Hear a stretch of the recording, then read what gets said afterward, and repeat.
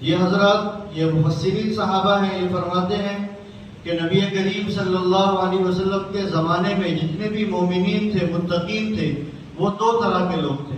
یعنی آپ صلی اللہ علیہ وسلم پر جتنے بھی لوگوں نے ایمان لائے، جو بھی صحابی ہوئے، وہ دو طرح کے لوگ تھے۔ ایک تو وہ جو ایمان قبول کرنے سے پہلے کافر مشرک تھے، بتوں کی پوجا کرتے تھے، اللہ کو بالکل بھی نہیں مانتے تھے، اللہ کے ساتھ کئی ساروں کو شریک کرتے تھے۔ اور کچھ وہ لوگ تھے جو اللہ کو مانتے تھے، اللہ کو جانتے تھے، اور پچھلی کتابوں پر بھی ایمان رکھتے تھے، جن کو یہود و نصارہ کہا جاتا ہے۔ یہود جو حضرت موسیٰ علیہ السلام کی پیروی کرتے تھے، توریت کو مانتے تھے، اور نصارہ جو حضرت عیسیٰ علیہ السلام کی پیروی کرتے تھے اور انجیل کو مانتے تھے۔ تو اس طرح کے دو لوگ تھے۔ پہلی آیت جو بیان کی گئی، الذین یؤمنون